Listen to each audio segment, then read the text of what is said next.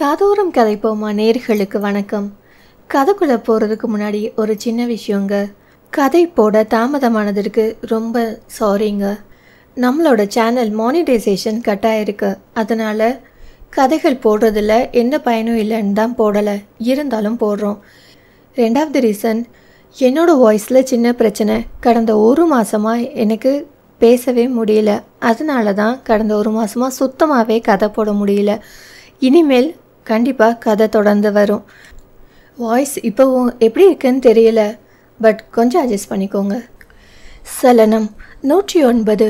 ஈஸ்வர், என்ன பண்றா இவள் என்று நினைத்து கார் கதவின் கண்ணாடியை இறக்கிவிட்டு, என்ன திறங்க, என்னென்னு சொல்லு, திறங்க, எதுக்கு, எல்லாரும் பார்க்குறாங்க, திறங்க.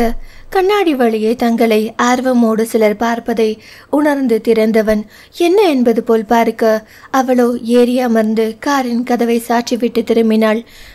அவள் எதையோ சொல்ல வந்திருக்கிறாள் என்று நினைத்தவன் அவள் முகத்தை பார்த்து, என்ன, ஒண்ணுமில்ல, போலாம். எங்க போலாம்? நம்ம வீட்டுக்கு என்றாள் சீட்டின் நுனியில் சாய்ந்து.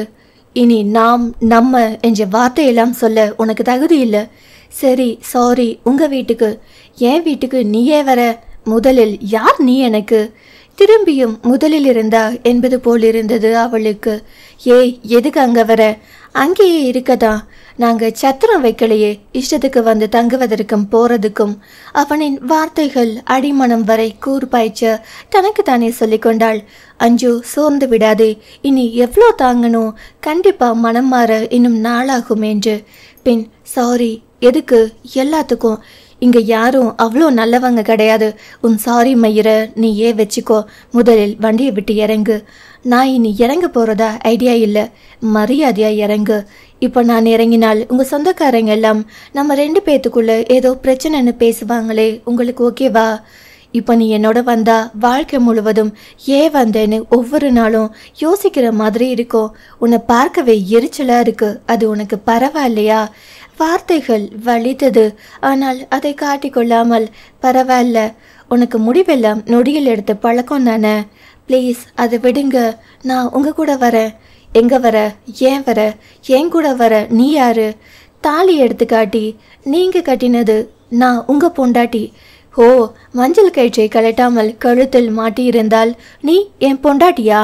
ஒரு கயிறு சுமந்தா எல்லாம் ஓகேவா? இறங்குடி. இங்கே பாருங்க, அவ்வளவுதான் சொல்லிட்டேன். இறக்கி விட்டுட்டு மட்டும் போனீங்கன்னு வைங்க. என்னடி பண்ணுவ என்றான் மிரட்டலோடு. போய் கோவிலில் தர்ணா பண்ணுவேன். ஓ, மிரட்சியா? அப்போ இறங்கி போய் பண்ணு. வரதை பார்த்துக்கிறேன். நான் இறங்க மாட்டேன். எல்லாரும் பார்க்குறாங்க, வண்டி எடுங்க. உனக்கு என் கூட வந்து கஷ்டப்படணும்னு விதி இருந்தால் யாரால் மாற்ற முடியும்? எனக்கு ஒன்றும் கஷ்டம் இல்லை. அதுதானே, உனக்கு எதுக்கு கஷ்டம்? அடுத்தவங்களை கஷ்டப்படுத்தி பார்க்கறது தானே பழக்கம். இதற்கு மேல் இவரிடம் பேசினால் அவர் பேசும் வார்த்தைகளால் கண்டிப்பாக இவரின் முன்னால் அழுது விடுவோம். இனிமேல் அழுது மட்டும் காரியம் சாதிக்க கூடாது என்று நினைத்தவள் அழுகையை கண்களுக்குள் மறைத்து கொண்டு, என்ன சொன்னாலும் காதல் வாங்கவே கூடாது என்று ஜன்னல் பக்கம் திரும்பி அமர அவன் பாட்டு போட்டான். கண்டு மயங்கவில்லை. அவன் முகத்தை கண்டா பிடிக்கவில்லை. அப்படியா? இன்னும் புரியவில்லை. அவன் நினப்பு என்ன தெரியவில்லை. வெளியில ஓனானத்தான் வீட்டுக்குள்ள விட்டு போட்டேன். என்ன பாட்டு இது? நிறுத்துங்க. என் வாழ்க்கையை பற்றி பாட்டு எழுதி இருக்கான். என்னை போல கஷ்டப்பட்ட ஞானி ஒருவன் என்றவன் பாட ஆரம்பித்தான். வேணாண்டா சம்சாரம், ஆமானே ஆமானே, நான் போகிறேன் சந்நியாசம், வேணானே வேணானே, நீ விடுடா, அதை தான் எடுடா, ஒரு 3 முடிச்சால முட்டாள ஆன, கேளு கேளு தம்பி, நான் இருந்தேன் தேருக்குள்ள, இப்போ விழுந்தேன் சேருக்குள்ள. ஏனோ தனக்கு தான் அந்த பாடல் என்று அறியாதவளா என்ன? வாகனத்துக்குள் ஏறிய நொடியே சும்மா ஆரம்பமே அமர்க்களமாய் இருந்தது. இனி வாழ்க்கை கொண்டு போகும் போக்கை நினைக்கவே நெஞ்சுக்கூட்டில் ஒரு அச்சம் வரத்தான் செய்தது. எல்லோரும் கோவிலில் இருக்க அண்ணாமலை தனது வீட்டின் பழமை வாய்ந்த சமையல்கார பெண்மணிக்கு அழைத்து அஞ்சு மற்றும் ஈஸ்வருக்கு ஆரத்தி எடுக்க சொல்லியிருந்தார். வேலைக்காரங்க நாங்க போய் எடுப்பதா என்று அவர் தயங்க, நீங்க எத்தனை வருஷம் எங்க வீட்டில் வேலை பார்க்குறீங்க? உங்களை நாங்கள் வேலைக்காரர் மாதிரியா நடத்தி இருக்கோம்? எங்க வீட்டில் நீங்க ஒரு பெண்மணி போல்தான். உங்க ஆசிர்வாதம் அவங்க 2 பேருக்கும் தேவை. அப்புறம் உங்கள் மேல் அவனுக்கு ஒரு மரியாதை உண்டு. அதனால் அதை ஏற்றுக்கொள்வான். அதற்காகவும் தான். ஈஸ்வர் வண்டியை விட்டு இறங்கியதும் கடகடவென முன்னே வர, தம்பி நில்லுங்க என்ற குரல் கேட்டு மறுக்க முடியாமல் அப்படியே நின்றான். அவனின் பின்னால் ஓடி வந்தவள் அவன் இருக்கவும் ஒரு நிம்மதியோடு அவன் அருகில் வந்து நின்று என்ன என்பது போல் பார்த்தாள். அவர் வெளியே ஆரத்தி தட்டுடன் வர அந்த பெண்மணி ரமணி அம்மாவின் வயதுக்காக நின்றான். கூடவே குழந்தை குட்டிகள் என்று யாரும் இல்லாதவர். வீட்டில் அன்னலட்சுமி பெற்ற பிள்ளைகளை தன் பிள்ளைகள் போல் வளர்த்து வந்தவர். அவருக்கு செலுத்தும் மரியாதை நிமித்தமாக 2 நிமிடம் நின்றவன் அவர் ஆரத்தி சுற்றி முடித்ததும் அவர் தட்டில் பல 500களை எண்ணாமல் போட்டுவிட்டு கடகடவென உள்ளே வீட்டுக்குள் போய்விட்டான். அஞ்சு முன்னால் போகும் அவனையே பார்த்து நிற்க, வீட்டில் உறவினர்கள் யாரும் இல்லாததால் நான் எடுக்கிறேமா என்று அவரின் செய்கைக்கு விளக்கம் கொடுக்க தலையை ஆட்டியபடி நின்றவளுக்கு 2 வருடங்களுக்கு முன்பு நடந்தது கண் முன்னால் வந்து போனது. அவள் அப்படியே நிற்பதை கண்டவர் வலது காலை எடுத்து வைத்து உள்ள போமா, இனிமே எல்லாமே நல்லதே நடக்கும் என்றார் இன்முகமாய். மெல்ல மெல்ல உள்ளே காலடி எடுத்து வைத்தவள் அழைக்காமலே வந்தது அவனுக்காக. ஆனால் அவனும் கண்டு கொள்ளாததால் முதலில் வருத்தம் ஏற்பட்டாலும் மனதுக்குள் பூட்டிக்கொண்டு மெல்ல அறைக்குள் கால் வைத்தாள். அஞ்சு ஈஸ்வர் அறைக்குள் வர தனது ஆடைகளை மாற்றியவன் நிமிர்ந்து அவளை பார்த்தான். நல்ல வேளை ஏன் என் ரூம்குள்ள வந்த என்று அவன் கேட்கவே இல்லை. ஒரு நிம்மதியோடு அவனை நிமிர்ந்து பார்க்க பார்வையாலேயே குரோதம் கொண்டு எரிக்கும் விழிகளை கண்டு நடுக்கம் பிறந்தது. அந்த அறையே பயமுறுத்தும் அளவுக்கு அவனிடம் ஒரு மௌனம். இதற்கு முன்பு இருவரும் சந்தித்த போதும் மௌனம் என்பது இருவருக்கும் கிடையாது. அங்கே அணைப்பு அல்லது அடி, மகிழ்ச்சி அல்லது கண்ணீர் அல்லது அதீத கொஞ்சல் இல்லை சண்டை என்று ஏதாவது ஒன்றில் நடந்து கொண்டிருந்தாலும் ஆடவன் அவளை மார்போடு அணைத்திருப்பான். ஆனால் அதற்கு நேர்மாறென்று யாரோ நீ என்பது போல் அவன் அந்த அறையில் ஒருத்தி இருப்பதாய் அவன் உணரவே இல்லை. இந்த இடைவேளை இப்படியே நீண்டுவிடுமோ என்ற பயம் காதலுக்கும் கலகலப்புக்கும் பேர் போன அவனிடமிருந்து மயான அமைதி அவளை கொல்லாமல் கொன்றது. இப்படி மாற்றி வைத்திருக்கிறதே தனது பிரிவு என்று எண்ணும் போது கண்ணீர் கொட்டியது. மெல்ல நிமிர்ந்த போது சுட்டரிக்கும் அவன் பார்வை கண்டு உடம்பெல்லாம் நடுக்கம் கண்டது. அவனும் அவளை தவிர்த்து வேகமாய் வெளியேற போக வேகமாய் அவனின் கைகளை பிடித்து எங்க போறீங்க? அதை கேட்க உனக்கு எந்த உரிமையும் இல்லை. உன்னை கழுத்தை பிடிச்சி வெளியே தள்ள எனக்கு 1 நிமிஷம் ஆகாது. ஆனால் உன்ன மாதிரி பச்சோந்தி கிடையாது. நேரத்திற்கு ஏற்ற மாதிரி நிறத்தை மாற்றுவதற்கு. அப்புறம் மேடம் படித்த டிகிரி எல்லாம் வாங்கிட்டு வந்திருப்பீங்க. இப்போ அந்த டிகிரி வைத்து என்ன பண்ணுறீங்களோ பண்ணுங்க. என்னை டிஸ்டர்ப் பண்ணாதீங்க. எவ்வளவு சீக்கிரம் மறுபடியும் இங்கேருந்து ஓடணுமோ சொல்லாமல் ஓடி போயிடுங்க. அதுதான் நீங்கள் எனக்கு பண்ணுற பெரிய புண்ணியமாக இருக்கும் என்று கையெடுத்து ஒரு கும்பிடு போட்டுவிட்டு அவன் வெளியேற அதே இடத்தில் அப்படியே அமர்ந்து விட்டாள் அவள். அப்படியே மூச்சு முட்டியது. அனுதினமும் இந்த போராட்டம் இருக்கும் தான். இதை எப்படி கையாள்வது? இவரை எப்படி வலிக்கு கொண்டு வருவது? தலை சுற்றுவது போல் இருக்க அப்படியே சுவற்றில் சாய்ந்து அமர்ந்து விட்டாள். அப்போதுதான் வீட்டுக்குள் வந்த நந்தினி அறைக்கதவை தட்ட அது திறந்தே இருந்தது.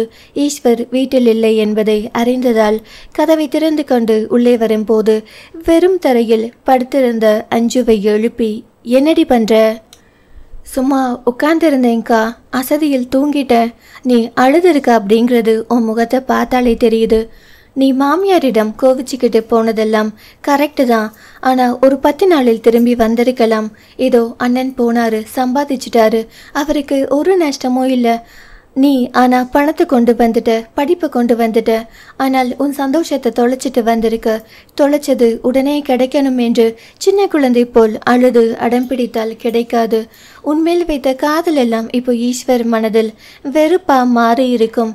திரும்பி அந்த வெறுப்பு மாறுற வரைக்கும் கொஞ்ச நாள் வெயிட் பண்ணு. எழுந்து போய் குளிச்சுட்டு வா. உனக்கு அக்கா காப்பி போட்டு எடுத்துட்டு வரேன். இப்படி வெறும் தரையில் படுக்காதே என்று சொல்லிவிட்டு அவளுக்கு காபி போட கிளம்பினாள் நந்தினி. பொறுமை ரொம்ப முக்கியம். விசேஷம் முடிந்து எல்லோருக்கும் பந்தி பரிமாறப்பட்டு கடைசியாக வீட்டிற்கு வந்தான் ரவி. வீட்டுக்கு வந்தபோது தங்கையை காணாமல் ரவி, அம்மா அஞ்சு எங்கே? அவ வீட்டுக்கு போயிட்டாப்பா. என்னம்மா இது? நான் கொண்டு போய் விடாமல் போனால் நல்லாவா இருக்கும்? நீ ஒன்றும் சொல்லிட்டு கூட்டிட்டு போகவில்லையேப்பா. அம்மா கண்ணா, இப்பவும் சொல்றேன், நீ திரும்பி வந்தால் உனக்கு அன்பை கொட்டி கொடுக்க உன் பொண்டாட்டி இருக்காள். கூடவே ஒரு பிள்ளையை பெற்று வச்சிருக்காள். ஆனால் உன் தங்கச்சி அன்பையும் சந்தோஷத்தையும் கொட்டி கொடுத்த ஒரு மனிதனின் மனசை உடைச்சிட்டு போயிருக்காள். அதை ஒட்ட வைப்பாளோ இல்ல அவங்க கொடுக்கிற கஷ்டத்தை தாங்கிப்பாளோ அது அவள் பாடு, இல்லை அவளின் புருஷன் பாடு. நீ இனி அவர்கள் வாழ்க்கையில் தலையிடாதே. அதுக்காக அப்படியே விட்டுவிட முடியுமாமா? விட்டுவிட சொல்லல, ஆனால் உன்னால் எந்த பிரச்சனையும் இனி வர வேண்டாம். நீ அவளுக்கு செய்ய வேண்டியதெல்லாம் சாயந்தரம் போய் செஞ்சுட்டு வந்துடு. அம்மா நல்ல நாள் பார்த்து அனுப்பலாம் என்பதற்காக தான் நான் வெயிட் பண்ணிட்டு இருந்தேன். இன்னைக்கு நல்ல நாள் தான் கண்ணா. ஒன்றும் கெட்டு போகல. அவ கோச்சிட்டு வந்தா, அவளாவே போயிட்டா. இனி அவ வாழ்க்கைய அவள் பார்த்துப்பாள். கூட நந்தினி இருக்கு, அதை பார்த்துக்கோ. நீ டென்ஷன் ஆகாம உன் வாழ்க்கையை பாரு. தனது தங்கைக்கு தேவையான அத்தனை சீர்வரிசையும் 1க்கு 2 மடங்காக எடுத்துக்கொண்டு ஈஸ்வர் வீட்டிற்கு வந்தான் ரவி. ரவியின் வருகையில் ஈஸ்வருக்கு சொல்லி அனுப்ப, அவனும் வேலை இருக்கு தாத்தா. நீ என்ன நினைப்பியோ தெரியாது ஈஸ்வர். இந்த ஒரு முறை எனக்காக வீட்டுக்கு கிளம்பி வா. அவன் வந்தா எனக்கு என்ன தாத்தா, எனக்கு வேலை இருக்கு. ஈஸ்வர் கொஞ்சம் புரிஞ்சுக்கோ. உன் ஈகோவெல்லாம் தூக்கி வச்சுட்டு வா. தாத்தா நிஜமாவே எனக்கு வேலை இருக்கு. இதில் ஈகோ பார்க்க என்ன இருக்கு? நீ உன் பொண்டாட்டியோட அண்ணனை பார்க்க வர சொல்லல. உன் தங்கச்சி புருஷன் வந்திருக்கான். அவனுக்கான மரியாதையை கொடுக்கணும்னு நினைச்சா இப்ப கிளம்பி வா.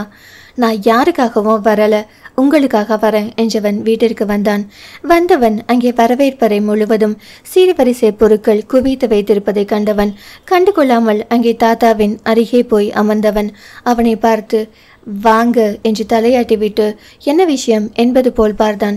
ரவி, உங்களுக்காக தான் வெயிட்டிங் மாப்பிள்ள. இது என் தங்கச்சிக்கு நான் கொடுக்கும் சீர்வரிசை. அவன் முகத்தில் அப்படி ஒரு தெளிவு. நான் ஜெயித்து விட்டேன் என்பது போல் இருந்தது அவன் தோரணை. அவன் நிமிர்ந்து அஞ்சுவை பார்த்தான். அந்த பார்வை ஏதோ பெரிய பிரச்சனையை உண்டாக்கப் போகிறது என்பதை மட்டும் அவள் அறிந்து கொண்டாள். அவள் அவன் முகத்தையே பார்த்து என்ன சொல்ல போறார் என்பது போல் பார்த்தாள். சலனம் 110. ஈஸ்வர் பேசுவதில் ஏதோ பிரச்சனை வரப்போகுது என்பதை உணர்ந்த அண்ணாமலை, ஈஸ்வர் எதா இருந்தாலும் பிறகு பேசிக்கலாம். தாத்தா, அப்படி தள்ளி போட்டு தான் 2 வருஷம் நான் எல்லாருக்கும் முன்னாடி அசிங்கப்பட்டேன். இது எனக்கும் என் பொண்டாட்டிக்கும் இடையே இருக்கிற பிரச்சனை. 2 வருஷம் எல்லாரும் எப்படி அமைதியா இருந்தீங்களோ அதே மாதிரி இப்பவும் இருங்க. யாரும் உள்ளே வர வேண்டாம் எங்களுக்குள்.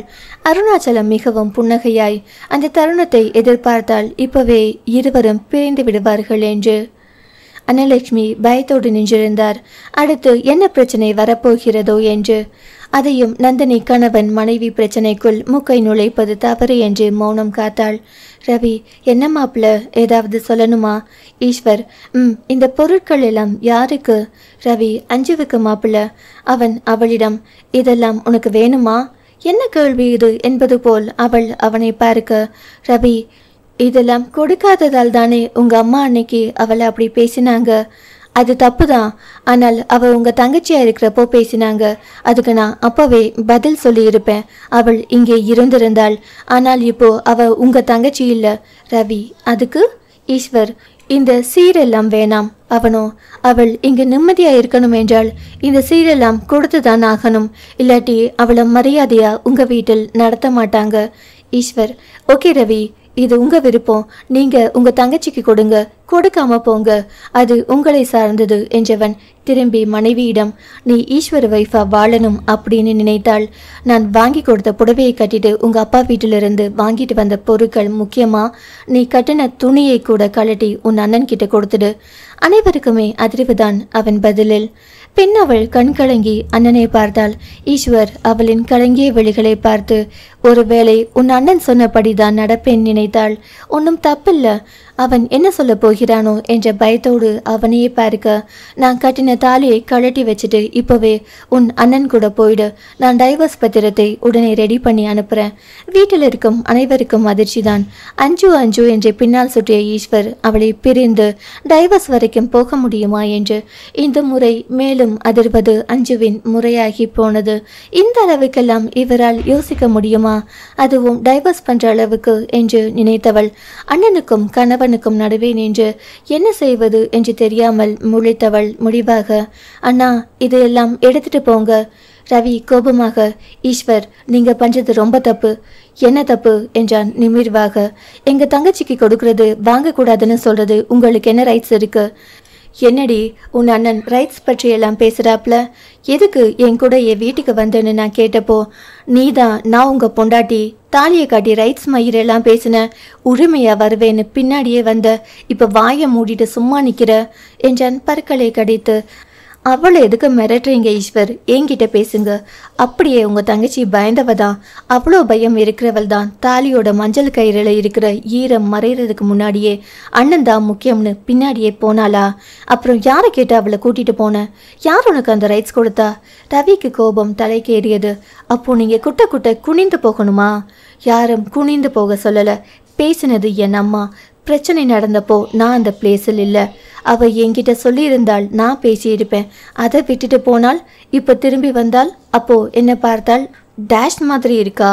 ஈஸ்வர் பார்த்து பேசுங்க. உங்க தங்கச்சியோ எங்க வீட்டில் தான் இருக்கா. அதான் நானும் சொல்றேன். என் தங்கச்சியை நாங்க எப்படி வளர்த்து வச்சிருக்கோம். ராணி மாதிரி வளர்ந்தவ உங்க வீட்டில் வந்து உங்களுக்கு ஏற்ற மாதிரி அடாப்ட் ஆகி உனக்காக வாழ்க்கை வாழ்றவள் என் தங்கச்சி. அவகிட்ட கை நீட்டி உன்னால ஒரு குறை சொல்ல முடியுமா? என்ன சொல்லுவான் அவன்? தன் வாழ்க்கையில் தனக்கு கிடைத்த பொக்கிஷத்தை பற்றி என்ன குறை சொல்ல முடியும் அவனால்?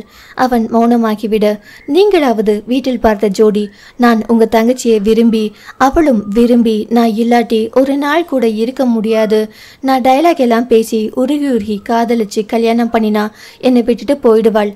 நான் அவளை சீராட்டி பாராட்டணுமா? இவ்வளோ குறை சொல்ற நீங்க ஒரு வார்த்தை கூட உங்க அம்மாவை பத்தி பேச மாட்டேங்கிறீங்க. என் அம்மா தப்பு பண்ணினாங்க.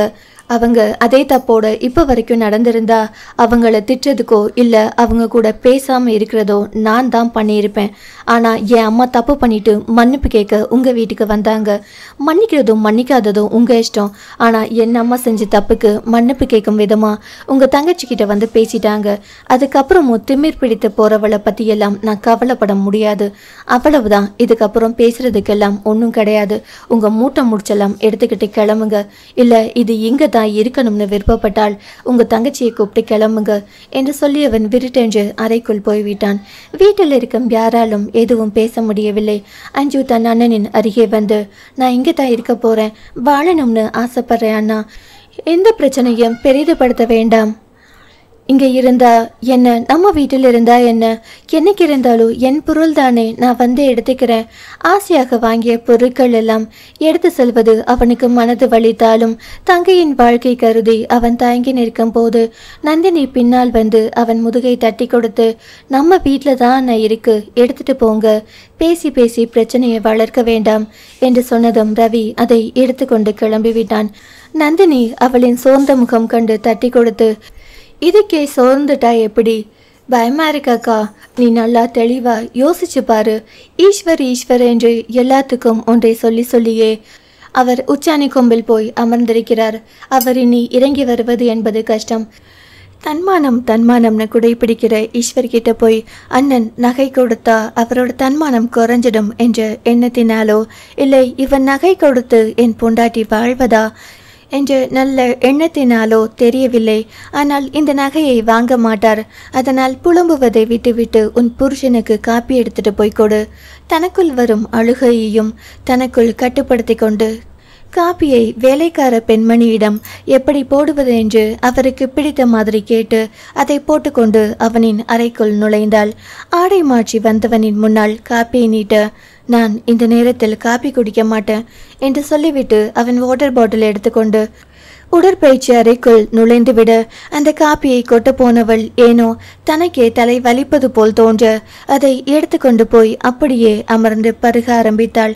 ஆனால் காலையில் எரிந்து விழுவதற்கும் இப்போது அண்ணனிடம் வாங்கிய பொருட்களை எல்லாம் கொடுத்துவிட்டு திரும்பி வந்ததும் என ஒரு வார்த்தை பேசுகிறான், இதை ஏன் கெடுத்து கொள்ளணும் என்று நினைத்தவள் உடற்பயிற்சி கூடத்திற்குள் நுழைந்து வேற ஏதாவது வேணுமா குடிக்கிறதுக்கு? வேணாம், வேற ஏதாவது பேசுவான் என்று அங்கே நிற்க அவன் நிமிர்ந்து பார்ப்பதாக கூட தெரியவில்லை. நின்று பார்த்தவளுக்கு கால் வலிப்பது போல் தோன்ற கிளம்பிவிட்டாள். கீழே வந்தவள் அந்த காப்பி டம்ளரை அடுப்படிக்குள் போட போகும்போது அங்கே அன்னலட்சுமியை கண்டு சூழ்நிலைகள் சரியில்லாததால் தேவையில்லாததெல்லாம் பேச வேண்டாம் என்று நினைத்தவள் காப்பி டம்ளரை கழுவி வைத்துவிட்டு எதுவும் சொல்லாமல் தோட்டத்தின் பக்கம் வந்து அமர்ந்தாள். அருணாச்சலம் அவளின் அருகே வந்து, இங்கே என்னம்மா பண்ற? சும்மா உட்கார்ந்துருக்கேன் மாமா. இங்க பாருமா, உன்கிட்ட உரிமையா பேசுறதுக்கெல்லாம் வரல. ஏற்கனவே என் பையன் வாழ்க்கைய 2 வருஷம் கெடுத்துட்ட. அவனுக்கு 29 வயசாயிடுச்சு. இன்னும் 1 வருஷம் தான் டைம். நீ நல்லா வாழ்ந்து பேரப்பிள்ளை பெற்றால் நான் சந்தோஷப்படுவேன். எதுவும் பெற்று கொடுக்காட்டி அடுத்த வருஷமே நீ உன் வீட்டுக்கு போயிடணும். என் பையனுக்கு நான் வேற பிள்ளையை கட்டி வச்சிடுவேன். அதுக்கு சம்மதம்னா நீ இந்த வீட்டில் இரு, இல்லைனா இப்பவே கிளம்பி போயிடு என்று சொல்லிவிட்டு அவர் போக திரும்பி மாமனாரை பார்த்தாள். இவருக்கு பேசவெல்லாம் தெரியுமா என்று. இரவில் அனைவரும் உணவு சாப்பிடும் பொழுது அன்னலட்சுமி மட்டுமே பரிமாறி கொண்டிருந்தார். மற்றவர்கள் அனைவரும் அமர்ந்து சாப்பிடும் விதமாக இருந்தது. அங்கே அமர்ந்து சாப்பிடுபவர்கள் அனைவரும் வேலைக்கு செல்பவர்கள். தான் மட்டும் தான் சும்மா இருக்கிறோம் என்பதால் பசிக்கவில்லை என்று சொல்லிவிட்டு அன்னலட்சுமி எடுத்து வைப்பது போல் பெண்ணவளும் யாருக்கு என்ன தேவையோ கேட்கும்போது எடுத்து பரிமாறிக்கொண்டிருந்தாள். அந்த வீட்டில் உணவு மட்டும் அன்னலட்சுமியின் கையால் மட்டுமே இதுவரை பரிமாறப்பட்டது. இப்பொழுது புதிதாக அஞ்சுவை அந்த வேலையை தானாக எடுத்துக்கொண்டாள். நீயும் உட்கார்ந்து சாப்பிடு என்று ஈஸ்வர் தவிர அனைவர் சொல்லியும் எனக்கு பசிக்கல, நான் பிறகு சாப்பிட்டுக்கிறேன் என்று சொல்லிவிட்டாள். ஈஸ்வர் ஒரு முறை கூட அவளிடம் எனக்கு இது வேண்டுமே அது வேண்டும் என்று கேட்கவில்லை. எதற்கெடுத்தாலும் அம்மாவை மட்டுமே அழைத்தான். அவன் கஷ்டமாகத்தான் இருந்தது. ஆனாலும் அதை தனக்குள் மறைத்து கொண்டு மற்றவர்களுக்கு கேட்பதை கொடுத்தாள். சாப்பிட்டு முடித்த பின் நந்தினி தன் தங்கைக்கு பரிமாற அவள் ஒரு தோசையோடு எழுந்து கொள்ள அவளின் கையை பிடித்து ஒழுங்கா உட்கார்ந்து சாப்பிடு. பசிக்கலக்கா, மனசுக்கும் வயிற்றுக்கும் என்ன சம்மந்தம்? சோறுவோட மேலே போய் நீ ஒன்றும் பேசி அவர் ஒன்று பேசி பிரச்சனையை வளர்க்க வேண்டாம். நல்லா சாப்பிட்டு தெம்பா போய் அவரிடம் பேசு. அவருக்கு பேச இஷ்டம் இல்லைனா படுத்து தூங்கு. ஒரு இரவில் எதுவும் மாறிவிட போவதில்லை. அவர் பேசலன்னு அழுதுட்டு படுத்திருக்காத. இன்னும் பல இரவுகள் இருக்கு. தெளிவாக பேசிக்கொள்ளலாம், சரியா? எவ்வளவுக்கு எவ்வளவு தூங்குறியோ அவ்வளவுக்கு அவ்வளவு நல்ல முடிவுகளை எடுக்கலாம். ரிலாக்ஸ் ஆகிரு என்று சொல்லி தங்கையை அனுப்பிவிட்டு போகும் அவளை பார்க்கவே பாவமாக இருந்தது நந்தினிக்கு. குழந்தையை போல் வளர்ந்தவள் இன்றே குழந்தைத்தனமாய் சில பிழைகளை செய்துவிட்டு ஒவ்வொன்றுக்கும் ஏங்கிக் கொண்டிருக்கிறாளே என்று. ஆனாலும் திட்டதான் மனசு வரவில்லை. அவளை அன்போடு தட்டி கொடுத்து அனுப்பி வைத்தாள் அவள். அவனுக்கு இரவில் பால் எடுத்து கொண்டு வந்து அறையின் கதவை பூட்டிவிட்டு படுக்கையில் அவனை பார்க்க அவன் இல்லை. அந்த அறைக்குள் இன்னொரு அறை இருந்தது. அங்கே போய் பால் டம்ளரை நீட்டிவிட்டு, தூங்கலையா? எடுத்துக்கொண்டவன், நான் தூங்கிட்டேன், நீ போய் தூங்கு. எப்போ வருவீங்க? ஏன் கேட்டேன். நான் ரொம்ப நாளா இங்கே தான் தூங்குறேன். நான் இங்கேயே தூங்கிப்பேன், நீ போ. தனியாவா? புரியலை. இல்லை, தனியாக தூங்குறீங்களா? 2 வருஷமா நான் தனியாக தான் தூங்கிட்டு இருந்தேன். அப்போ எல்லாம் எங்கே போச்சுவான் அக்கறை? தொண்டை குழியில் எச்சில் விழுங்கிவிட்டு அடுத்து எதுவும் பேசவில்லை. அவன் பால் குடித்துவிட்டு டம்ளரை நீட்ட அதை வாங்கி கொண்டவள், எத்தனை நாளைக்கு இப்படியே குத்தி குத்தி பேசுவீங்க? எத்தனை நாள் என் மனசுல அந்த விஷயம் படுதோ அத்தனை நாள் பேசுவேன். உனக்கு விருப்பம் இல்லாட்டி நீ உன் முடிவை எடுத்துக்கலாம். திரும்பியும் அங்கே தான் வருகிறான் என்பதால் இனி பேச வேண்டாம் என்று நினைத்தவள் போய் படுக்கையில் விழுந்தாள். சோர்ந்து போய் போகும் அவளையே பார்த்தவன் மனதில் இரக்கம் எதுவும் வரவில்லை. படுத்து விட்டான் கண்களை மூடி. எத்தனை இரவுகள் உறங்காமல் இருந்திருப்பான். அந்த காயத்தை எல்லாம் மறக்க எண்ணி அதிலிருந்து வெளியே வந்து மீண்டும் ஒரு இயல்பான வாழ்க்கை வாழ ஆரம்பிக்கும் போது திரும்பியும் வந்து முதலில் இருந்து வாழலாம் என்று சொன்னால் எப்படி இருக்கும்? அப்படிதான் இருந்தது அவனுக்கு. சலனம் 111. அதிகாலையில் கதவை திறக்கும் சத்தம் கேட்டு கண் திறக்க ஈஸ்வர் உடற்பயிற்சி செய்ய கிளம்பியிருந்தவன் கதவை திறந்தான். அந்த சத்தத்தில் விழித்தவள், எல இப்போ எந்திரிச்சு என்ன பண்ண போற? தூங்கு. தூக்கம் வரலைங்க.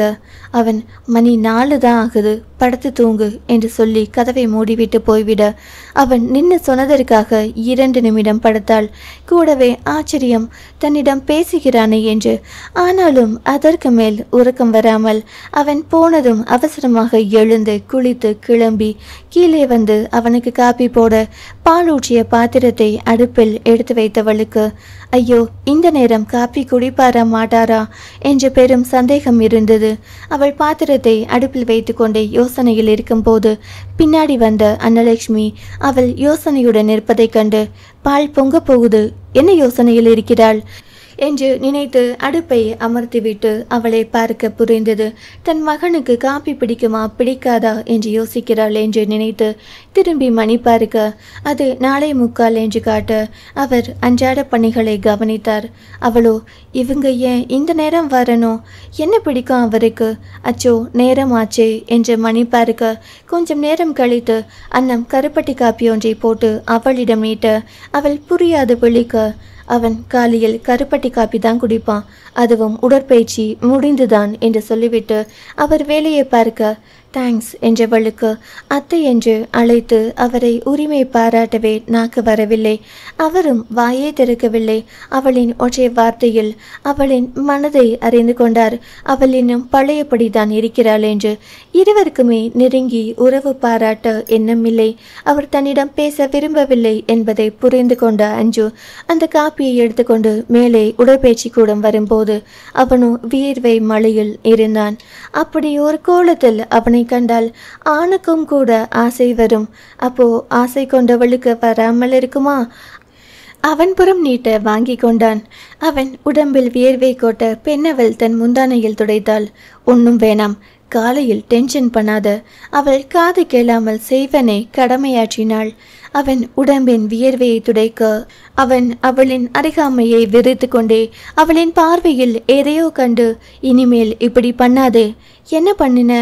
இப்படி துடைக்கிறதெல்லாம் வேணாம், என்ன நானே பார்த்துப்பேன். ஏன் கோவப்படுறீங்க? 2 வருஷமா எங்கே போச்சு உங்கள் அக்கறை? இன்னும் எத்தனை நாளைக்கு அதையே சொல்லுவீங்க? ஹே, நீ போயிட்டு வந்து ரொமான்ஸ் பண்ண கூப்பிடுவ, நான் வரணுமா? எனக்கு அந்த மூடு எப்போவோ போயிடுச்சு. நான் ரொமான்ஸ் பண்ண கூப்பிட்டேனா என்றால் கோபமாக. அப்புறம் எதுக்கு வந்து தொடக்கிற? அவள் முறை போடுன்னு இருக்க. நீ முறைச்சாலும் அதுதான் உண்மை. உன் கண்ணில் தான் ஏக்கம் தெரியுதே. உனக்கு மூட் வந்தா வந்து இதெல்லாம் பண்ணுவ. உனக்கு வேணாம்னு தோணுச்சுன்னா அம்போன்னு விட்டுட்டு போயிடுவ. அப்போ ஒவ்வொரு ராத்திரியும் நான் எவ்வளோ அவஸ்தைப்பட்டு இருப்பேன்னு உனக்கு தெரியுமா? என்னோட வலி அட்லீஸ்ட் ஒரு பர்சன் கூட அனுபவிக்காட்டி என் பக்கம் நியாயம் புரியாமலே போயிடு உனக்கு. கண்களை மூடிக்கொண்ட அஞ்சுவுக்கு மனது வலித்தது. அவன் பக்கம் நியாயம் இருக்கும்போது வாதாட மனமில்லாமல் அவனை பார்த்து, நானே தப்பு பண்ணிட்டேன், இப்போ வந்துட்டேன், இப்போ நானாக தான் நெருங்கி வரேன் வச்சுக்கோங்க. என் புருஷக்கிட்ட கெஞ்சுறதுலையோ கொஞ்சுறதுலையோ எனக்கு எந்த தயக்கமும் இல்லை. ஆனால் எனக்கு உன்கிட்ட எதுவும் வரலை என்றவன் விருடென்று அவ்விடம் விட்டு நகர்ந்து விட்டான். பின்னால் போனவள் அவனின் கைப்பிடித்து, இன்னைக்கு வரலை, அதுக்காக என்னைக்குமே வராமல் போகாதில்ல. அவனுக்கு ஆச்சரியமாக இருந்தது.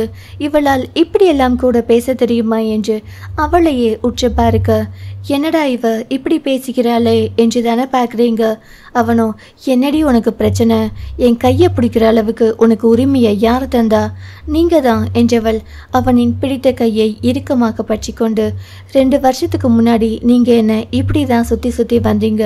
நீங்கள் எந்த உரிமையில் சுற்றி வந்தீங்களோ அதே உரிமையில தான் நானும் சொல்கிறேன். என் புருஷன்கிட்ட கெஞ்சுறதுக்கோ கொஞ்சுறதுக்கோ ஏன் காலில் விழுந்து கெஞ்சுறதுக்கு கூட எனக்கு எந்த தயக்கமும் இல்லை. இன்னைக்கு இல்லாட்டி என்ன, நாளைக்கு நடக்கும் தானே. நான் வெயிட் பண்ணிக்கிறேன். எனக்கு ஒன்றும் அவ்வளோ அவசரம் இல்லை. அப்புறம் நீங்கள் வெறுத்து விரட்டி ஒதுக்கினால் மட்டும் நான் விலகி போயிடுவேன்னு நினச்சிடாதீங்க. ஒரு புன்னகையோடு உங்களை இன்னும் 10 மடங்கு நெருங்கி வருவேன் என்று சொல்லியவள் அவன் குடித்த டம்ளரை எடுத்துக்கொண்டு அவனுக்கு முன் சென்று விட்டாள். போகும் அவளையே பார்த்தான். அவளின் பிடிவாதம் அறிந்ததுதான். வேண்டாம் என்றாலும் பிடிவாதம், வேண்டும் என்றாலும் பிடிவாதம். ஒன்றை செய்யணும் என்றால் பிடிவாதம் பிடித்து காரியம் சாதிக்கும் அவளை முதலில் இதெல்லாம் குழந்தைத்தனம் என்று நினைத்த விஷயம் இன்று அதை காணும்போது அடாவடித்தனமாய் அவன் கண்களுக்கு தோன்றியது. பார்த்திடலாம் நீயா நானா என்பது போலிருந்தான். ஆனால் முன்பிருந்தவளை விட இப்பொழுது கொஞ்சம் மாறி வந்திருப்பது அவனுக்கு புரிந்தது.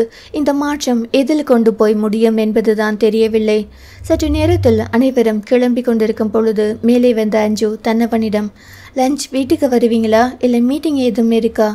அவனும் கிளம்பி கொண்டே, ஏன் தீரனுக்கு ஃபீவரிஷாக இருக்குன்னு அம்மா சொன்னாங்க, போய் பார்த்துட்டு வந்துடலாம்னு இருக்கேன். அதான் நீங்கள் எப்போ வருவீங்கன்னு தெரிஞ்சா அதுக்கப்புறம் நான் போய் பார்த்துட்டு வந்துடுவேன். ஆமாம், உனக்கு யார் அங்கே போகிற உரிமையெல்லாம் கொடுத்தது? என்ன இது கேள்வி என்பது போல் அவனை பார்த்தவள், ஏன் வீட்டுக்கு போகிறதுக்கு யார் தரணும்? நான் தரணும். ஒரு மாதிரி கண்களை உருட்டி விழித்து பார்த்தவள், இப்போ என்னாச்சு உங்களுக்கு? உன்னால் எனக்கு என்னென்னமோ ஆகியிருக்கு. அதெல்லாம் சொன்னாலும் நாள் பத்தாது. இப்போ நான் எங்கள் வீட்டுக்கு போகிறதில்ல என்ன வந்துட போகுது? இனிமே என் கூட தான் வாழ போகிறேன்னு சொல்லிட்டு யாரையும் கொண்டு வந்து விட சொல்லாமல் நீயா தனியாக தானே வந்திருக்க? நான் முறையாக வந்து உன் வீட்டில் பெண் கேட்டு கட்டி கூட்டிகிட்டு வந்திருந்தாலும், இல்லை முறையாக உன் வீட்டில் வந்து சொல்லி விட்டு விட்டு போயிருந்தாலோ இந்த முறை பற்றியெல்லாம் பேசலாம். நான் முறையோடு தாலி கட்டி கூட்டிட்டு வந்தப்பவே முறையில்லாமல் சொல்லாமல் போனவள் நீ. இன்னைக்கு நீயாவே என் கூட வாழணும்னு வந்திருக்க. இனி எப்போ எல்லாம் உன் முடிவு மாறுமோ அதுக்கெல்லாம் ஈஸ்வர் பலிகடாவாக முடியாது. என்னோட வாழணும்னு வந்தவள் எனக்கு விருப்பம் இல்லாமல் ஒரு இடத்துக்கு போகிறது தப்பு. அது முறையானு நீயே சொல்லு. நான் என் வீட்டுக்கு போகிறதுனால் உங்களுக்கு என்ன பிரச்சனை? விடிய விடிய கதை கேட்டு சீதைக்கு ராமன் சித்தப்பங்கிற மாதிரி சொல்கிற. நீ என்ன பண்ணினாலும் பிரச்சனை தான் எனக்கு. வேணும்னே சொல்கிறீங்க, அவங்க வேணாம்னு சொல்கிறேன். ஏன் அவங்களுக்காக தானே என்னை விட்டுட்டு போனேன். உங்கள் அம்மா பேசின பேச்சுக்காகவும் தான். அப்போ ஏன் அவங்க பெத்த பையன் கூட மட்டும் வாழணும்னு ஆசைப்படுற? பெண்ணவள் என்ன பதில் சொல்வது என்று தெரியாமல் அவனை முறைக்க, என்கிட்ட இந்த முறைப்பு மயிரெல்லாம் வச்சுக்காத. நீ அங்கே போகிறது பிடிக்கல, அதுக்கப்புறம் ஓ இஷ்டம். ஏன் பிடிக்கல? அவங்க என்ன தப்பு பண்ணினாங்க? நான் தானே தப்பு பண்ணினேன். இப்படி ஒரு பெண்ணை பெற்றதே தப்பு தான். ஒரு காலத்தில் அவங்க பெற்ற பொண்ணான நான் தான் வேணும்னு அடம் பிடிச்சு என் பின்னாடி சுற்றினீங்க, மறந்து போச்சா? காதலுக்கு கண்ணில்னு கேள்விப்பட்டேன். அது என் வாழ்க்கையில் நடக்கிறப்ப தான் உண்மையாகவே அந்த நேரத்தில் கண்ணு தெரியாதுன்னு புரிஞ்சுக்கிட்டேன். படித்தாலும் முட்டாள்தனமான செயல்கள் சில நேரத்தில் செய்ய நேர்ந்த பின்னாடி தானே நம்ம இனிமேல் அந்த தப்பை செய்யக்கூடாது என்று தோன்றுகிறது. நீங்கள் பேசுறது பண்ணுறது சுத்தமாக பிடிக்கல, அவ்வளோதான் என்றால் ஆற்றாமையுடன். பிடிக்கவில்லை என்றால் போய்கொண்டே இரு. இந்த அடங்கா பிடாரித்தனத்தை எல்லாம் என்கிட்ட பேசிட்டும் காட்டிக்கிட்டும் இருக்கக்கூடாது. நான் வேணும்னா அவங்கள மறந்துடு, அவங்க வேணும்னா என்ன மறந்துடு, சிம்பிள் என்று சொல்லிவிட்டு கிளம்பி விட்டான் அவன். அப்படியே அமர்ந்து விட்டாள் அவள். ஒன்றை செய்துவிட்டு 100 முறை யோசிக்கும் நிலைமைக்கு தள்ளியது தான் செய்த செயல். கண் கலங்கும் போது வேகமாய் கண்களை இறுக்க மூடி, இனிமே அளவே கூடாது, இவரை எப்படி வழிக்கு கொண்டு வருவது கடவுளே என்று வாய்விட்டு புலம்பியபடி தலையில் கை வைத்து அமர்ந்து விட்டாள் அவள். ஈஸ்வரின் அலுவலகம் பரபரப்பாக இயங்கிக் கொண்டிருந்தது. அப்போது அங்கே வந்த பாரதி, சுகன்யா என்றபடி தோழியை தேடி வந்தாள். சொல்லுடி, நேற்று ஏண்டி ஆஃபீஸுக்கு வரல? நீ என்னை தேடினியா, இல்லை வேறு ஏதாச்சும் விஷயம் தேவைப்படும்னு என்னை தேடி வந்திருக்கியா? ரெண்டும் தான். என்னடி, நேற்று அதிசர் வரல, நீ அப்போ என்னை பார்க்க வரல? உன்னையும் தான். ஆனால் அவரை பார்க்காமல் தூக்கம் வரல, சாப்பாடு இறங்கலை, எதிலுமே கவனம் போகிறதில்ல. அதான். அதுவா, நேற்று அவருடைய தங்கச்சி பையனுக்கு காது குத்துனாங்க, அவ்வளோதானா? Thank God. நான் கூட ஏதோ அவருக்கு உடம்புக்கு முடியலோன்னு பயந்துட்டேன். அவரோட பொண்டாட்டி முந்தானியை பிடிச்சிக்கிட்டு ஜாலியாக தான் சுற்றிக்கிட்டு இருக்காரு. நீயே அவரை தேடிக்கிட்டு இருக்க? அவர் முகத்தை ஒரு முறை பார்த்துட்டால் நான் நார்மலாக வேலை செய்துட்டு இருப்பேண்டி. அவர் இல்லைன்னா கஷ்டமாக இருக்குல்ல என்னும் போது பாவமாக இருந்தது அவளை கண்டு சுகன்யாவுக்கு. எதுக்கு பாரு இப்படி தேவையில்லாமல் உன் மனசை கஷ்டப்படுத்திக்கிற? இது கஷ்டம் இல்லடி, அதுக்கு நேசம் பாசம் கூட சொல்லலாம். அவரை பார்த்து விட்டால் மனசு ரொம்ப சாந்தமாகிடும். அதான் சொல்லிட்டேனே, இனி போய் வேலையை பாரு. இல்லடி, எப்போதும் 8:15 உள்ளே இருப்பார். இன்னைக்கு 9 ஆச்சு, இன்னும் வரலை. அதான் இன்னைக்கு ஏன் வரலைன்னு தெரிஞ்சுக்கலாமா? அவளின் நிலை புரிந்த சுகன்யா வேகமாய் தன்னவனுக்கு அழைத்தாள். சொல்லு பேபி, அதிசர் எங்க? அவரையே நீ கேட்குற? ஐயோ, வளரிடாத சுகன்யா. இவரிடம் எதையாவது சொன்னால் நியாயம், நீதி, ஈஸ்வர், உண்மையாக இருக்கேன்னு எதுவும் சொல்ல மாட்டார் என்று புரிந்தவள், ஒரு சைன் வாங்கணும் அதான் என்று பொய்யுரைத்தாள். அவர் கோயம்புத்தூர் போயிருக்காருமா. ஏன், எதுக்கு? அதெல்லாம் உனக்கு எதுக்குமா? அது ஈஸ்வர் சாருக்கு சப்மிட் பண்ணுற ஃபைல். அவருடைய சைன் இல்லைனா இந்த கொஸ்டின் என்ன கேட்பார் இல்லையா? அப்போது பதில் சொல்லணும் இல்லையா? அவர் ஒரு மெடிக்கல் செக்கப்புக்காக கோயம்புத்தூர் வரை போயிருக்கார். மதியம் வந்துடுவார். ஏன், அவருக்கு ஏதும் பிரச்சனையா? அதெல்லாம் உனக்கு எதுக்கு சுகன்யா? அடுத்தவர்கள் விஷயத்தில் நீ ஏன் தலையிடுற? அது அவங்க பர்சனல் என்று சொல்லி அழைப்பை துண்டித்து விட்டான் அவன். தோழியின் முகத்தை ஆர்வமாய் கண்ட சுகன்யா, அவர் கோயம்புத்தூர் வரைக்கும் ஒரு வேலையா போயிருக்கிறார் என்று மட்டும் சொன்னால், ஹாஸ்பிட்டல் போயிருக்கிறார் என்று சொன்னால் மனசு உடைந்து போவாளோ என்ற கவலையில். காதல் பொல்லாதது. அது யார் மீது எப்போது எங்கு வரும் என்று யாருக்கும் தெரியாது.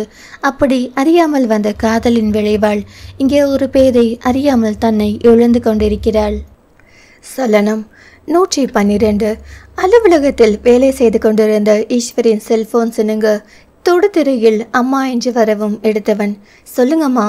வேலையா இருக்கியா தம்பி? அப்புறம் கூப்பிடட்டுமா? பரவாயில்ல, சொல்லுங்கம்மா. சாப்பாடு ஆஃபீஸுக்கு கொடுத்து விடவா? வேணாங்கம்மா, வீட்டுக்கே வந்துடுறேன். சரிப்பா, சாப்பிட எத்தனை மணிக்குப்பா வருவ? மீட்டிங் ஒன்று இருக்குது, முடிச்சுட்டு வருவேன். அப்போது லேட் ஆகுமா? என்னம்மா விஷயம்? எங்கேயாச்சும் போகணுமா? தீரனுக்கு உடம்பு முடியலப்பா, அதான் போகணும். போயிட்டு வாங்கம்மா. அவள் இருக்கால்ல, அவள் என்னை பார்த்துப்பா. அவளும் வருவாதானே? அவகிட்ட கேளுங்க. நீயே கேட்டு சொல்லுப்பா. வந்தா நான் போகிறப்பவே கூட்டிகிட்டு வந்துடுறேன். ஏம்மா, அவகிட்ட நீங்கள் பேச மாட்டீங்களா? அது இல்லைப்பா, ஆதரை கூட சண்டை போட்டாலும் இப்படி தான் பேசாமல் இருப்பீங்களா? பேச மாட்டேன்னு சொல்லலை, மனசு சங்கடமாக இருக்கு. நான் ஏதும் பேசி உங்களுக்குள்ள சங்கடம் வந்துடக்கூடாதுல்ல என்று சொல்லும்போது மேலே இருந்து கீழே வந்த அஞ்சுவை கண்டு, எம்மாடி, அவளும் அந்த பக்கம் இந்த பக்கமும் திரும்பி விட்டு, என்னையா கூப்பிட்டீங்க? சொல்லுங்க என்று விட்டு அவள் அவரின் முகத்தை பார்க்க, குட்டி பையனுக்கு உடம்பு சரியில்லைம்மா, நான் பார்க்க போகிறேன், நீ வரியா? இல்லைங்க, நான் வரலை. ஏன்? நான் இன்னொரு நாள் போய் பார்த்துக்கிறேன். இன்னைக்கு உடம்பு முடியாத பையனை இன்னைக்கு தானே பார்க்கணும். இன்னொரு நாள் ஏமா போய் பார்க்கணும்? அவளுக்கு இல்லாத ஆசையா என்ன? தன் அண்ணன் மகனுக்கு உடம்பு சரியில்லை என்று கேட்ட நொடியிலிருந்து மனதுக்குள் ஒரு அழுத்தம். அதை வெளியே சொல்ல முடியாமல் அந்த பக்கமும் இந்த பக்கமும் அலைந்து கொண்டிருக்கும் அவளை பற்றி அவள் மட்டும் தானே அறிந்து கொள்ள முடியும். அவர் வரட்டும்ங்க, நான் அவர் கூட போய் சேர்ந்து பார்த்துக்கிறேன் என்று சொல்லிவிட்டு அவள் அந்த பக்கம் போய்விட, அந்த பக்கம் இருக்கும் ஈஸ்வருக்கு ஏனோ அவனையும் அறியாமல் இதழ்களில் ஒரு குறுநகை வந்து போனது. கூடவே இவள் என்ன ஒரு ஒட்டுதலை இல்லாமல் யாரிடமோ பேசுவது போல அம்மாவிடம் வாங்க போங்க என்பதுடன் நிறுத்தி கொள்கிறாள் என்ற எண்ணமும் வந்தது. அண்ணம், உன் பொண்டாட்டியிடம் வரியான்னு கேட்டுட்டேன். அவள் இப்போ வரலையாம், உன் கூட சேர்ந்து போய்க்கிறேன்னு சொல்றாப்பா. ஏம்மா, யாரையோ கூப்பிடுறது போல எம்மாடி இந்தாம்மான்னு கூப்பிடுறீங்க? அஞ்சுன்னு பேர் சொல்லி கூப்பிட்டு இருக்கலாமே. நான் பேசலைன்னா மட்டும் கேள்வி கேட்குறியே. அந்த பொண்ணு என்ன மாமியாராகவே ஏற்றுக்கலை. அத்தனை கூட சொல்லாமல் சொல்லுங்க வாங்க போங்கன்னு பேசுது. அப்போது அது மட்டும் தப்பு இல்லையா? சின்ன சின்ன விஷயத்தையெல்லாம் பெரிதுபடுத்தினால் பிரச்சனை பெருசாகுமா? அவள் அனுபவத்தில் சின்னவள், ரொம்ப பெருசா எல்லாம் அவளுக்கு யோசிக்க தெரியாது. அந்த நேரத்தில் எது சரின்னு படுதோ அந்த முடிவெடுக்கிற சாதாரண பெண்ணவள். கொஞ்சம் இறங்கி வாங்கம்மா, கொஞ்சம் விட்டு கொடுத்து போகலாம்னு நினைக்கிறேன். என் பையன் நல்லா இருக்கணும்னா நான் என்ன வேணும்னாலும் செய்வேன் கண்ணா. இப்போ எல்லாம் நான் அதிகமாக கோவப்படுறதே விட்டுட்டேன். கோவப்படாதீங்கன்னு நான் எப்போவுமே சொல்ல மாட்டேம்மா, நியாயமாக படுங்க. சரி, நான் மீட்டிங் முடிச்சுட்டு வந்துடுறேன் என்று சொல்லிவிட்டு அழைப்பை துண்டித்தவன் மீட்டிங் முடித்து சற்று நேரத்தில் கிளம்பி வீட்டிற்கு வந்தான். அஞ்சு அங்கே இருக்கும் பீரோவில் தனது துணிகளை அடுக்கியபடியே செல்போனை லவுட் ஸ்பீக்கரில் ஆன் செய்தபடி, சொல்லுமா, உன் மாமியாரே வந்துட்டாங்க, நீ ஏன் தீரனை பார்க்க வரல? மாமியார் வந்துட்டாங்க, என் வீட்டுக்காரருக்கு இப்போ யார் சோறு போடுவாங்க? நான் தானே போடணும். ஏண்டி, அந்த வீட்டில் வேலைக்காரர்களுக்கு பஞ்சம்? இதுவரை வீட்டு ஆட்களை தவிர எந்த வேலைக்காரர்களும் சாப்பாடு பரிமாறியதில்லம்மா. சரி, சாயந்தரம் வரியா? அம்மா, நேற்று தானே அவனை பார்த்துட்டு வந்தேன். இத்தனை பேர் இருக்கீங்களே, அப்போ நானும் வந்து தனியாக பார்க்கணுமா? என்னடி, எப்போவுமே நீ பிடிச்ச முயலுக்கு 3 காலா? ஏம்மா இப்படி கேட்குறீங்க?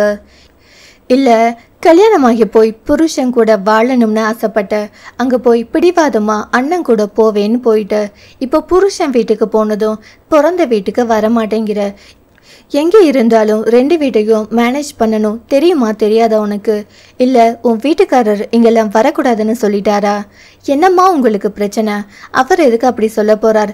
காய்ச்சல் தானே அம்மா, நான் இன்னொரு நாள் அவர் கூட வந்து பார்த்துக்கிறேன். என்னமோ போ, எங்களுக்கு உடம்பு சரியில்லைன்னா நீ வராட்டி கூட நாங்கள் ஒன்றும் சொல்ல மாட்டோம். குழந்தைக்கு உடம்பு சரியில்லைன்னா உன் அன்னைக்கு தோணும் இல்லை அஞ்சு வந்து பார்க்கலன்னு. இத்தனை வருஷம் வெளிநாட்டில் இருந்தப்ப எல்லாம் பையனுக்கு உடம்பு முடியாமல் போகத்தானே செய்யும். அப்போ எல்லாம் நான் வந்து பார்த்தேன்னா தூரமாக இருக்கிறதுக்கும் பக்கத்தில் இருந்துக்கிட்டே வராமல் இருக்கிறதுக்கும் வித்தியாசம் இருக்குது. இந்த மாதிரி சின்ன சின்ன விஷயம்தான் அப்புறம் பிரச்சனை வர்றதுக்கு பெருசாக காரணமாக இருக்கும். ஆதிரைக்கு மனசு வருத்தமாக இருக்காதா? ஒரு அண்ணன் பொண்டாட்டி தன் பிள்ளையை வந்து பார்க்காட்டி எதா இருந்தாலும் தெளிவாக யோசி, நாளைக்கு பிரச்சனையை பெருசாக்கிக்காத, 2 பக்கமும் சமமாக யோசி என்று சொல்லி அவர் அழைப்பை துண்டித்தார். எல்லாரும் என்னையே திட்டுங்க, என்னை ஏதான் பெத்தாங்களோ என்று தலையில் அடித்து கொண்டு தன்னையே நொந்தபடி அந்த செல்போனை தூக்கி கட்டிலின் ஓரத்திலே எரிந்துவிட்டு அமர்ந்திருந்தாள். அங்கு நடப்பவற்றை பார்த்து கொண்டே ஒரு இருமலுடன் தன் வருகையை அவளுக்கு பறைசாற்றினான். அவனை கண்டதும் சாப்பாடு எடுத்து வைக்கட்டுமா? நீ சாப்பிட்டியா? ஏனோ அந்த ஒற்றை வார்த்தை அவளுக்கு மீண்டும் பிறந்தது போல் இருந்தது. அவளின் முகத்தில் அதுவரை இருந்த கலவரமும் கோபமும் காணாமல் போனது. ஒரு புன்னகையை அவனுக்கு காட்டியபடி, இன்னும் இல்லை, போய் எடுத்து வை என்றவள் வேகமாய் கீழே போக ஈஸ்வர் முகம் கை கால் கழுவி கொண்ட பின்னால் வந்தான். அவனுக்கும் ஒரு தட்டை வைத்து பரிமாற, உட்காரு சேர்ந்தே சாப்பிடலாம். அவளும் அமர, சாப்பாடு போட்டு நீயும் சாப்பிடு. அவளும் எடுத்துக்கொண்டு அவன் பேசுவான் என்ற ஒரு எதிர்பார்ப்போடு அமர, சாப்பிட்டு முடிக்கும் வரை அதன் பின் அவன் ஒன்றும் பேசவில்லை. ஏதாவது பேசுவான் என்று எதிர்பார்த்தவளுக்கு அவன் எதுவும் பேசாதது ஒரு மாதிரி இருந்தாலும் தனக்குத்தானே சொல்லிக்கொண்டாள். சரி சரி என்று சேர்ந்து சாப்பிடும் அளவுக்கு வந்திருக்கிறதே பெரிசு என்ற ஒரு மகிழ்வோடு சாப்பிட்டு முடித்து அவன் பின்னால் வந்தாள். சாப்பிட்டதும் உடனே உட்காரவா படுக்கவோ செய்யாதவன் சிறிது நேரம் அந்த பக்கமும் இந்த பக்கமும் நடந்துவிட்டு அதன் பின் அவன் வருவதற்குள் அவள் கட்டிலின் மேல் பரப்பியிருந்த ஆடைகளை எல்லாம் அடுக்கி வைத்துவிட்டு அவனை பார்க்க அவனோ இன்னொரு அறைக்குள் போகவும் அவனின் பின்னாலேயே வந்தவள், நான் தான் நீங்கள் சொல்கிற எல்லாம் கேட்குறேனே, அப்புறம் ஏன் இன்னொரு ரூமில் வந்து படுக்கிறீங்க? புரியலை. அம்மா வீட்டுக்கு போகக்கூடாதுன்னு சொல்லிட்டேங்க, போகலை. அண்ணா கொடுத்த பொருள் எல்லாம் வாங்கக்கூடாதுன்னு சொல்லிட்டேங்க, வாங்கலை. நீங்கள் சொல்கிறதெல்லாம் நான் கேட்கத்தானே செய்கிறேன், அப்புறம் ஏன் தனியாக வந்து படுக்கிறீங்க?